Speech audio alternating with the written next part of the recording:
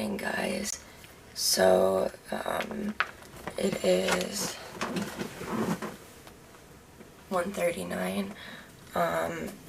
So we are going to be going back to my house today to, see my parents.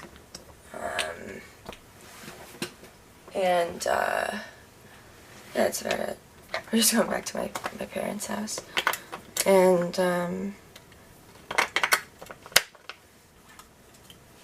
yeah, I woke up this morning with a full-blown, it felt like it was just a headache, but then it just kind of kept getting worse. So I have a headache medication that I take, that I don't have very much left of, but I have it, so I was able to take one of those, and it got rid of it. The good thing too is that it has codeine in it, so it kind of knocked me out too, which I needed. But yeah, that's it. We're awake and gonna hang out for a little bit here, and then drive back to my house. That's it. I'll see you guys in a little bit. So I have no idea how I got this as tingled as it is. I'm gonna go to all this tea from home.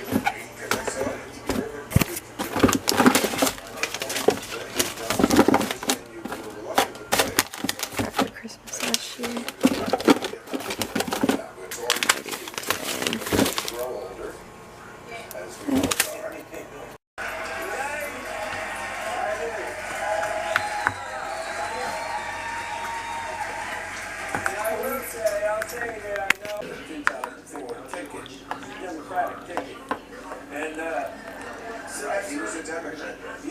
Hey guys, so it's actually like almost 1 o'clock in the morning. We had gone back to my house and we had such a nice time with my parents. Me and Adrian have been watching a lot of stuff on conspiracy theories recently, so my dad was trying to debunk some theories. I don't know, but it was fun. We were playfully arguing with each other, and it was just we had a lot of good conversation about different things, and it was nice. My mom made pulled pork for the first time ever in a slow cooker, and I can't have it, but she had homemade soup that I had, and she makes that in the slow cooker, and it's supposed to be really good, and I think she extracts her own bone broth, so yeah, it has all that good stuff in it.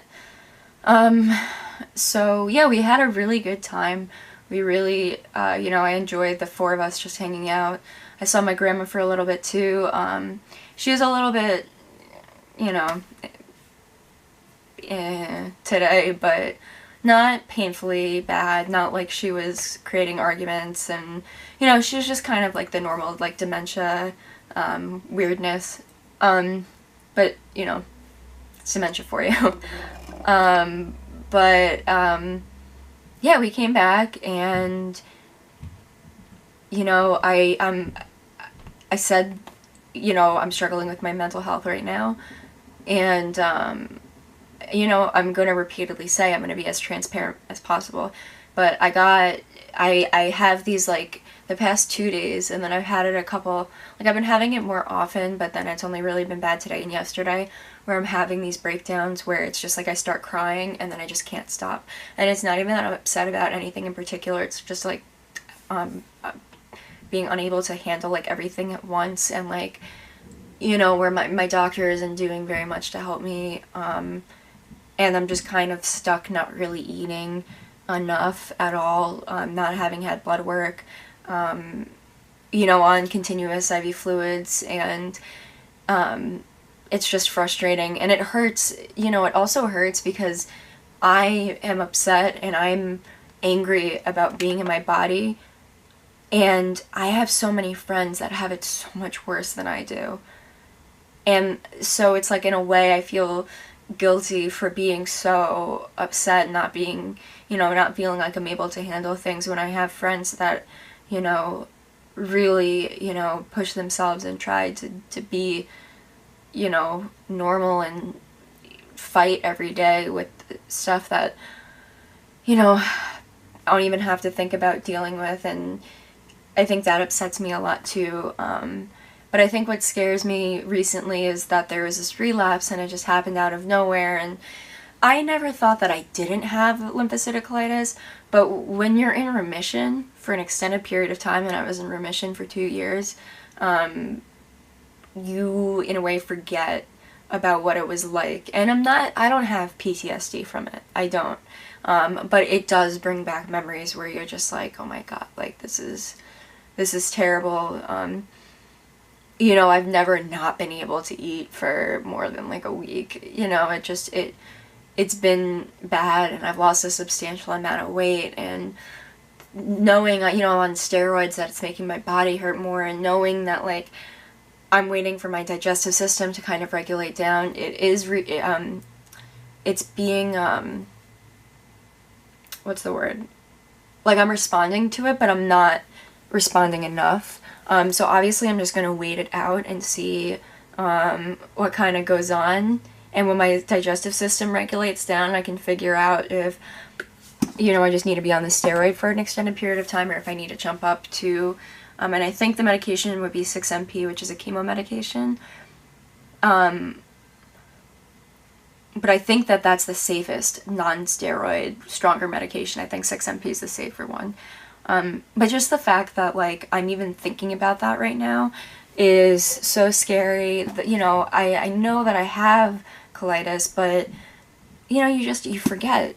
And I forgot how terrible this is and how horrible, like, and how much unknown there is. There's just so much stuff with this, and it's just so hard. And really, like, people with chronic illnesses do talk about mental health, but I really feel like it's not spoken about enough, and that's, I don't want to be mentally ill right now, but I want to be honest about it, and I want to be able to at least show a side of this that people don't necessarily see all the time, because I feel this way, and a lot of people I'm friends with feel, that, like, you need to emotionally be strong for yourself and be strong for everybody else who's around you, who's helping you or dealing with everything you're going through and stuff. And it's really hard, and it's really common to suffer from anxiety and depression from this. It's very common. But my issue is that I don't know if it's worth it being medicated or not. I don't think it is for the time being, but it is getting to me that I'm not eating very much. I'm not sleeping. I'm sleeping like 4 hours a night. I'm in pain constantly. It just gets to you. I'm hooked up to an IV pump all the time. And this stuff just gets to you. But I just wanted to come on and kind of speak about that quick. I'm going to probably be editing my last vlog to upload tonight. That was from yesterday. I'm going to just color. Adrian's watching Stranger Things. Now, I didn't watch the first season, and now that I saw like the recap, I kind of want to watch it. But I don't want him to wait for me. So I'm going to let him watch it, and I made some tea. It's called like Blueberry Bliss, I think. So I'm going to have that, and I'm just going to color and relax. And I just really wanted to give you guys a bit of an update with everything, and I really just feel it's very important to be transparent about mental health issues, because I really don't think it's spoken about very much.